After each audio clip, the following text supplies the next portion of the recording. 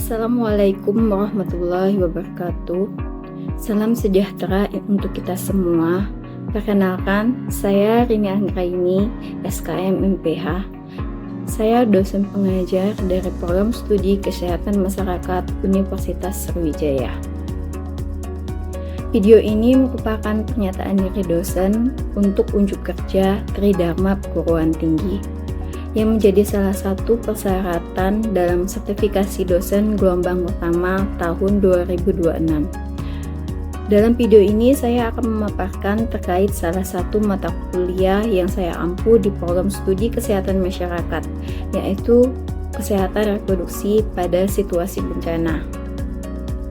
Mata kuliah kesehatan reproduksi pada situasi bencana ini terdiri dari 3 SKS yang diberikan pada mahasiswa tingkat 3 yaitu semester 6 dan menjadi mata kuliah wajib bagi mahasiswa yang memilih peminatan kesehatan reproduksi pada semester 6. Adapun capaian pembelajaran lulusan yang nanti akan dibebankan dalam mata kuliah ini yaitu memiliki penguasaan dasar atau prinsip ilmu kesehatan masyarakat pada tingkat sintesis yang menjadi substansi dalam meningkatkan kesehatan masyarakat setinggi-tingginya, mencakup ilmu yang berkaitan dengan kesehatan reproduksi dengan mempertimbangkan fungsi kesehatan masyarakat yang esensial. Mata kuliah ini terdiri dari 16 pertemuan dengan 14 pertemuannya merupakan pertemuan tatap muka, 2 pertemuan lainnya merupakan ujian tengah semester dan ujian akhir semester. Komponen penilaian dalam mata kuliah ini antara lain aktivitas partisipatif sebesar 10%, hasil proyek 45%, tugas 10%, UTS 15%, dan UAS 20%. Sehingga semua nilai ini akan diakumulasikan dan diberikan nilai pada sistem huruf A sampai dengan E. Berikut ini akan kami tampilkan video pembelajaran yang telah saya siapkan. Assalamualaikum warahmatullahi wabarakatuh. Waalaikumsalam warahmatullahi wabarakatuh. Alhamdulillah ya, tahun ini yang kespo banyak. Mungkin ini mata kuliah peminatan, seperti yang kalian tahu, hari ini ketemu sama saya lagi tentang kesehatan reproduksi pada situasi bencana. Dan sebelum ini mungkin Ibu tanya dulu, gimana kabarnya? Alhamdulillah baik. Ya, Ibu, hari ini kita pada pertemuan pertama kita FPS dulu. Jadi kontak perkuliahan, terus nanti langsung lanjut materi. Ya. Terus ini CPL-nya, jadi karena ini Kespo ya. Jadi kalau di sini sintesis kalian bagaimana kalian memahami kesehatan reproduksi di situasi bencana sehingga kalian bisa jadi sudah tingkat tinggi ya. Kalau misalnya kita bilang sintesis itu berarti dia sudah bisa memahami hal yang ada di lingkungan. Jadi dia paham udah lingkungan, terus apa yang harus kita lakukan ketika situasi bencana itu, masalah kesponya apa, terus kita menghadapinya bagaimana. Itu yang namanya sintesis. Jadi di sini CPL-nya sudah sampai ke situ. Terus ini CPMK-nya, jadi di CPMK pertama kita akan tahu bagaimana itu definisi krisis kesehatan, terus ada pengenalan tentang pendekatan klaster penanggulangan bencana. Terus yang kedua, CPMK 2, jadi tiap pertemuan nanti ada satu CPMK. Dan di pertemuan kedua, itu CPMK 2, itu tentang PPAM, Paket Pelayanan Awal Minimum Kespo. Terus yang CPMK 3 atau pertemuan 3, itu nanti prioritas dan koordinasi subklaster Kespo, jadi lebih jelas. Dan yang CPMK 4, itu pencegahan dan penanganan kekerasan seksual. Yang kelima itu tentang IMS dan HIV, jadi untuk bagaimana menangani supaya tidak tertular, supaya orang-orang yang dengan HIV/AIDS itu aman, mereka dapat obat, kayak gitu, itu gimana? Itu di pertemuan 5. Yang keenam itu tentang morbiditas dan mortalitas maternal dan neonatal. Yang ketujuh itu PPAM khusus untuk balita. Yang ke-8 itu nanti akan tentang Kespo komprehensif pasca krisis. Jadi bagaimana setelah selesai masa bencana, pasca bencana, itu bagaimana kalian membuat untuk pelayanan Cashpro itu berjalan lebih selayaknya sebelum bencana terjadi gitu. Terus yang ke-9 itu ketersediaan logistik kontrasepsi, tentang kontrasepsi di situasi bencana bagaimana. Terus 10 itu tentang kerentanan dan pelayanan Cashpro untuk remaja, jadi khusus orang remajanya. Yang ke-11 itu untuk lansia, yang ke-12 itu tentang kit individu, dan yang ke-13 itu presisi kebutuhan lapangannya, jadi kalian menghitung nanti praktek gitu ya. Terus yang ke-14 itu tentang monepnya. Terus berikutnya itu nanti ada proyek, jadi kalian melakukan edukasi kesiapsiagaan bencana pada remaja. Jadi untuk proyek ini dia gabungan jadi pertemuannya. Jadi pertemuan 4 tentang kekerasan seksual pada remaja itu materinya. Nanti kalian mulai membuat medianya.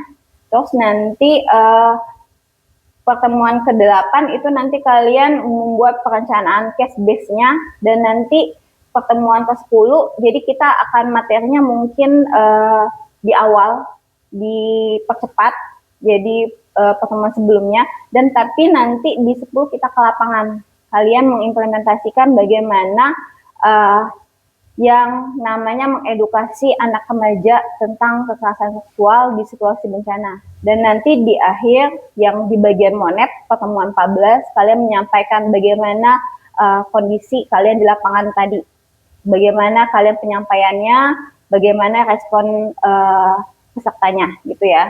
Dan itu nanti seperti ini jabarannya, dan proyek itu 45% dari nilai akhir.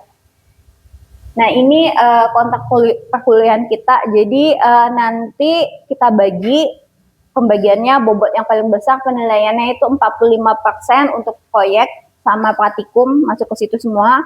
Terus nanti 10% untuk tugas, terus keaktifan, sikap dan kehadiran itu masuk ke 10% sini, jadi partisipatif. Terus 15%-nya di UTS dan 20%-nya di UAS gitu. Dari sini ada yang mau menggugat kah untuk penilaian? Tidak ada, semuanya setuju. Jadi, oke, kita langsung masuk ke materi. Kalau definisi Cashpro gimana? Siapa namanya? Titin, Ibu. Titin. Apa definisi Cashpro, Tin? Jadi kesehatan reproduksi itu definisinya itu adalah suatu kondisi atau status kesehatan secara fisik, mental, dan sosial yang bukan hanya sekedar dari kesakitan atau kelemahan, tapi dalam semua hal yang menyangkut sistem reproduksi, proses, dan fungsi itu sendiri pada seluruh tahap kehidupannya. Oke, jadi Cashpro cuman bedanya sama sehat itu, cuman bedanya ada tambahan di akhirnya. Intinya sama, fisik, sehat, fisik, mental, terus juga spiritual, terus tidak terbebas dari penyakit dan kecacatan, tapi terkaitnya apa? Sistem reproduksi, fungsinya. Jadi mungkin itu definisi sehat sama Cashpro gitu ya. Dan pertemuan pertama ini kita fokusnya pengetahuan dasar krisis kesehatan gitu ya. Berdasarkan RPS kita, di sini materinya apa aja, yaitu 3. Intinya kalian melalui pertemuan pertama ini tahu definisi krisis kesehatan itu apa, yang pertama. Terus yang kedua, itu tahapan kegiatannya apa aja di krisis kesehatan. Dan yang ketiga, kalian kenal yang namanya pendekatan klaster dalam krisis atau bencana, sehingga yang terkait pada Badan Penanggulangan Bencana gitu ya. Jadi di sini kita bahas dulu, Bu, dari tadi banyak bicara bencana gitu ya. Bencana itu apa? Ini definisinya. Jadi bencana itu peristiwa yang dia pasti akan mengancam dan mengganggu, terus juga mengancam mengganggunya apa, Bu? Itu artinya dia mengancam dan mengganggu penghidupan masyarakat. Jadi dia mengganggu masyarakat lah intinya ya. Terus oleh apa? Baik faktor alam, terus dan atau non alam maupun faktor manusia. Jadi bencana itu bukan bencana alam aja, Jadi kalau kemarin ingat apa bencana non alam, kira-kira contohnya yang di tahun 2019 bencana non alam COVID-19, ya kan? Nah itu non alam gitu ya, karena penyakit ya, penyebaran penyakit. Kalau alam jelas gempa bumi, terus apa lagi? Tsunami, terus longsor, itu alam gitu ya. Terus selain penyebabnya ini, secara definisi bencana itu korban manusia, ada korban manusia, terus kerusakan lingkungan tadi, terus ada kerugian harta benda dan dampak psikologisnya. Jadi ada traumanya ke masyarakatnya. Itu definisinya gitu ya. Nah ini tadi yang kita bahas. Apa beda bencana alam, non alam, dan bencana sosial atau manusia.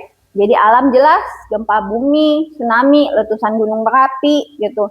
Terus banjir, kekeringan, angin kencang ya, terus longsor. Sedangkan non alam, pandemi COVID-19 kemarin, kecelakaan industri, terus kebakaran lahan dan hutan, dan kegagalan teknologi. Ada yang tahu contoh kegagalan teknologi? Yang lumpur itu loh. Apa? Lumpur lapindo. Nah itu kegagalan teknologi. Dan itu jadi bencana. Kenapa jadi bencana tadi?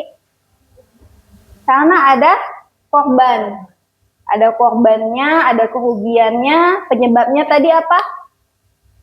Karena kegagalan teknologi, faktor non alam gitu ya. Terus bencana sosial atau manusia itu konflik sosial, teror sama bom, kerusuhan 98 gitu, itu masuk yang non bencana sosial gitu ya. Oke, pra bencana itu tadi kayak kesiapsiagaan masuk nggak tadi? Masuk. Oke, jadi sebelum bencana itu bukan berarti kita harus berlengah gitu ya. Yang pertama, kesiapsiagaannya harus tetap kita kencangkan, terus peringatan dini sama mitigasi bencana. Jadi bagaimana penyelamatannya, terus bagaimana untuk memperingati masyarakat di sana gitu ya. Itu terus pas tanggap darurat bencana.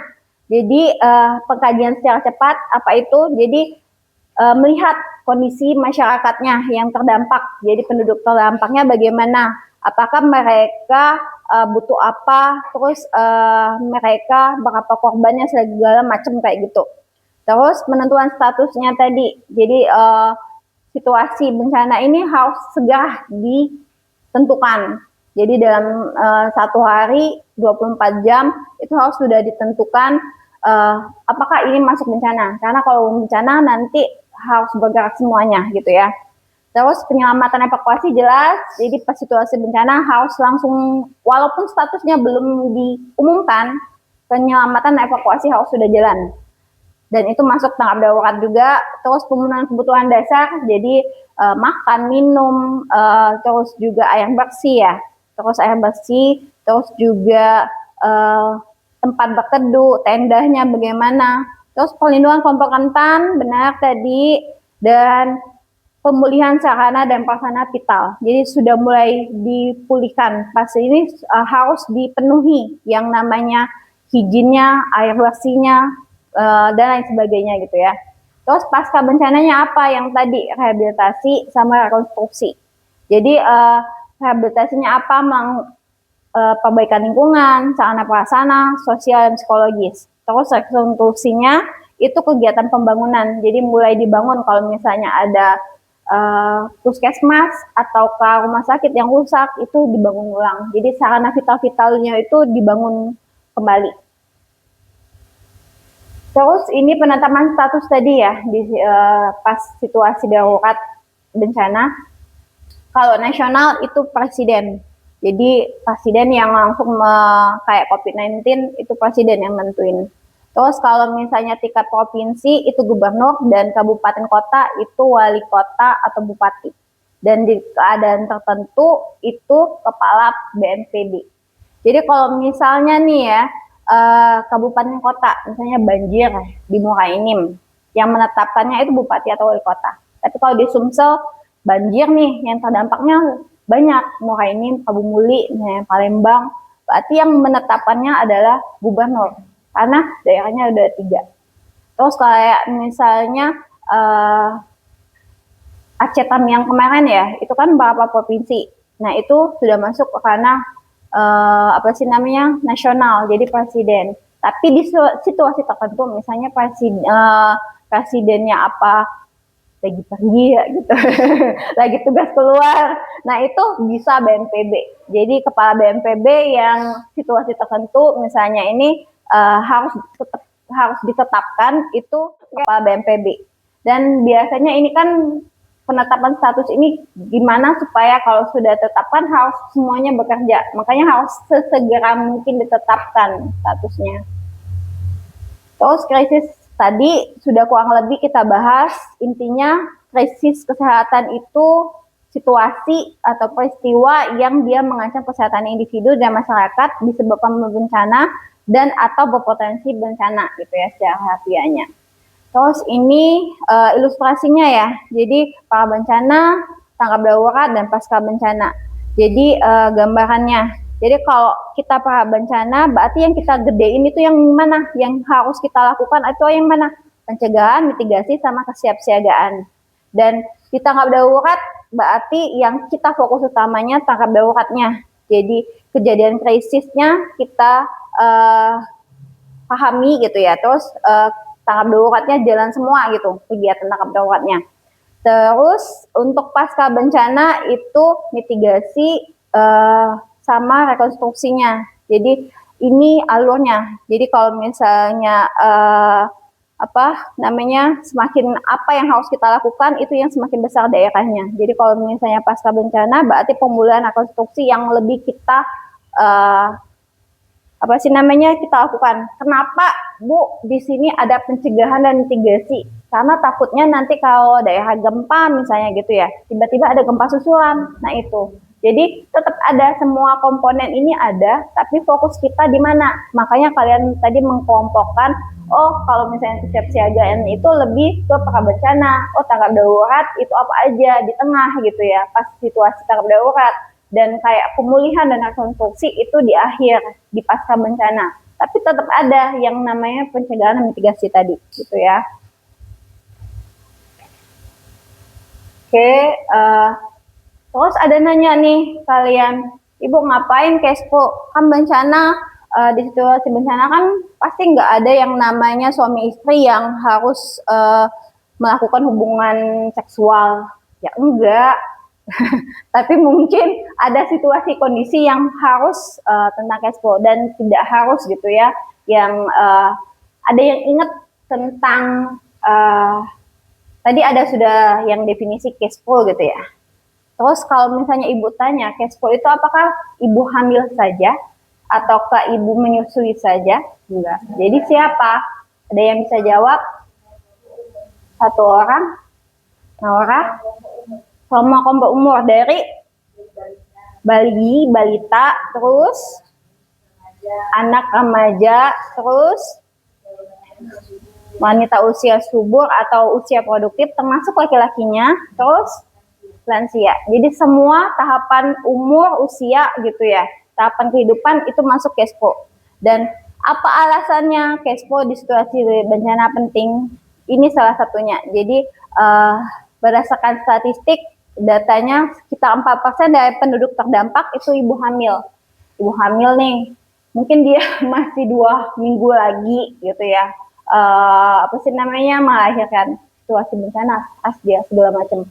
Ya udah, cepet nanti ngelahirinnya. Situasi bencana, dia stres, akhirnya dia hormonnya bergejolak, akhirnya dia bisa melahirkan pas situasi bencana gitu. Dan itu kondisinya gimana, tenaga kesehatannya, alat-alat medisnya bagaimana gitu ya. Terus juga ada sekitar 15-20% ibu hamil itu ada komplikasi. Jadi anemia, ibu hamil, terus penyakit hipertensi misalnya kayak gitu, itu banyak dan itu dalam kehamilan persalinan pasti mengganggu gitu ya. Dan situasi bencana bisa memperparah dan sebagainya. Mungkin yang paling penting ibu sorotin itu 19%. Remaja usia 10-19 tahun itu berisiko mengalami kekerasan seksual, perkawinan anak, dan perdagangan manusia. Jadi pas situasi bencana, kekerasan seksual itu meningkat. Kekerasan berbasis gender itu meningkat. Terus juga kayak di Palu, gempa Palu itu gitu ya. Nah itu jumlah remaja yang pernikahan dini makin banyak karena ekonomi, tuntutan ekonomi, orang tuanya tidak sanggup lagi, akhirnya dia dinikahkan gitu. Terus kayak misalnya pengungsi, balita ada, lansia ada, wanita usia subur ada, seperti masalah pembalut, mereka kekurangan higien gitu ya. Nah ini sistem klaster internasional. Jadi mulai ada logistik, kesehatan dan nutrisinya, gizinya, terus ada shelternya, ada proteksinya, ada perlindungannya gitu ya. Terus ada keamanan pangannya, jadi makanan, terus recovery-nya, pemulihannya, terus edukasinya, dan water sanitation dan higiennya. Jadi air sanitasi dan kebersihannya. Jadi klaster itu sekelompok badan atau organisasi yang bekerja sama untuk mencapai tujuan. Jadi di sini bukan pemerintah aja. Jadi kalau kita bilang pendekatan klaster itu sudah masuk namanya pemerintah dan non-pemerintah, NGO kayak gitu ya. Dari NGO terus juga pemerintah itu bekerja sama. Jadi pemerintah bekerja sama untuk menanggulangi bencana itu. Jadi tidak ada tumpang tindih atau kesenjangan pelayanan. Jadi semua terkoordinir, semua dapat. Tadi yang internasional, Indonesia ini. Dan Indonesia ini ada perubahan ya, jadi di tahun 2024 itu ada kesehatan, pencarian dan penyelamatan, terus ada logistik, ada pengungsian dan perlindungan, ada pendidikan, terus ada sarana dan prasarana, pemulihan dini, dan ekonomi. Terus di tahun 2024 ini ya. Terus ada pencarian dan penyelamatan, jadi diredus, klasternya dikurangin, tapi semuanya tetap sama, subklaster segala macam. Jadi pelayanannya tetap penanggulangannya tetap sama. Jadi penanggung jawabnya gitu ya. Cuman klasternya diperkecil gitu ya. Yang satu pencarian penyelamatan, yang kedua pengungsian dan perlindungan, yang ketiga logistik, yang keempat kesehatan, yang kelima pendidikan, dan yang keenam pemulihan. Jadi dari 8 ya di 2014, di 2024 itu jadi 6, jadi 2 dikurangin. Tapi semuanya fungsinya tetap sama. Nah, terus tadi ada klaster, tapi kalau klaster kesehatan tetap ada ya. Klaster kesehatan ini salah satunya klaster Cashpro. Jadi dia ada klaster pelayanan kesehatan, ada ini subnya ya, subklaster ya layanan dan kesehatan, subklaster P2 Cashlink-nya, subklaster kesehatan jiwa, terus subklaster kesehatan reproduksi, gizi, dan dia identifikasi untuk perlindungan yang kekerasan seksual ataupun kekerasan berbasis gender gitu ya. Nah, untuk yang Cashpro sendiri ada komponennya. Komponennya ini jadi mulai dari PPAM, kekerasan seksual, IMS HIV/AIDS, terus juga neonatal dan maternal, terus kontrasepsi, dan remaja, balita, sama lansia. Dan ini mengikuti ya logistik, perencanaan Cashpro komprehensif. Jadi pas udah selesai, sudah masuk pasca bencana, itu perencanaan kesehatan dan produksi komprehensifnya mulai. Tapi kalau logistik itu mulai dari tanggap darurat sudah masuk gitu. Oke, dari sini ada yang mau ditanyakan? Ya, siapa namanya? Najwa, gimana? Kalau bencana tadi ada perbedaan dari itu antara kawasan bencana nasional dan internasional. Ya, tadi udah ya. Ini beda gitu ya. Kita tidak semuanya kita adopsi. Jadi penyesuaian yang namanya bencana. Ini kalau yang di internasional ini dari WHO ya. WHO dan sekitarnya badan-badannya UNICEF dan sebagainya ada di sini. Dia bergabung, terus dia mitigasi bencananya pasca internasionalnya seperti ini. Dan kalau yang Indonesia kita penyesuaian yang tadi yang ini, jadi itu sesuai dengan konsep di Indonesia. Jadi kayak misalnya ini, Kenapa kalau di luar itu lansia tidak ada misalnya, terus juga balita tidak ada, itu penambahan. Jadi kalau misalnya kita ngerasa kalau mereka di internasional mungkin sudah siap ya kayak Jepang lain sebagainya yang negara-negara maju, itu mereka sudah biasa menghadapi bencana. Mereka tahu gimana masyarakatnya evakuasi, bagaimana mereka menyiapkan tas siaga mereka ketika situasi bencana, gimana harus menyelamatkan diri, terus bertahan hidupnya sudah siap, prepare banget, masukin di tas kayak gitu, dan itu sudah ada. Mereka sudah menyiapkan di situasi itu sudah ada tasnya, ketika ini langsung menyelamatkan diri. Jadi mereka nggak mikir-mikir panjang.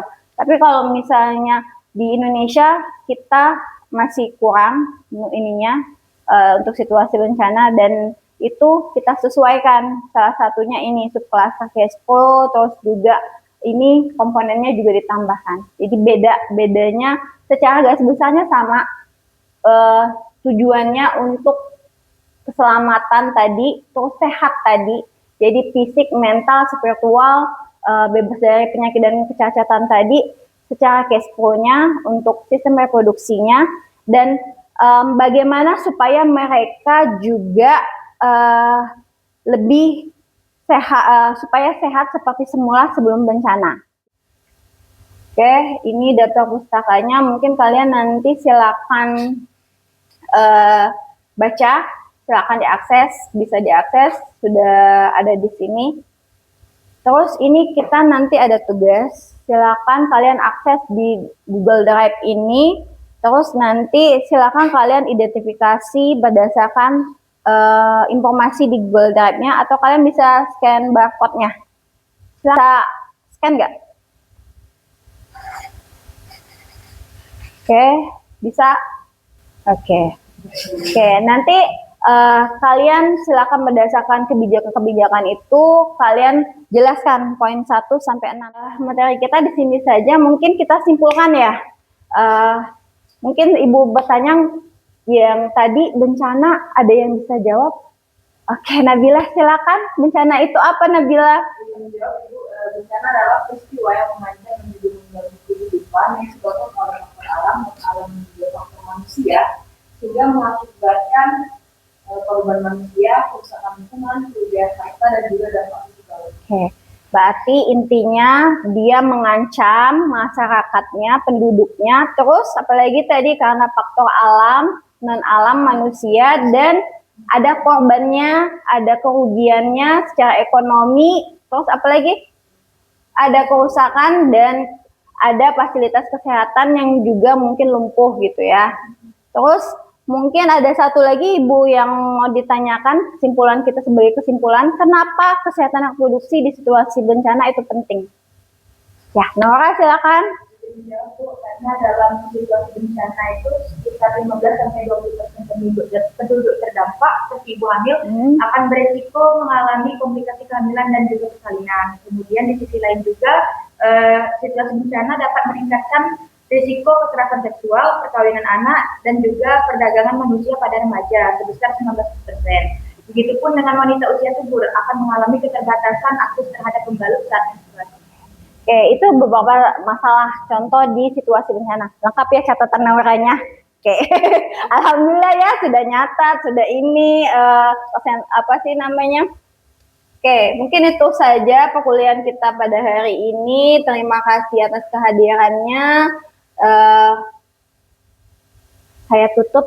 Wassalamualaikum warahmatullahi wabarakatuh. Waalaikumsalam warahmatullahi wabarakatuh.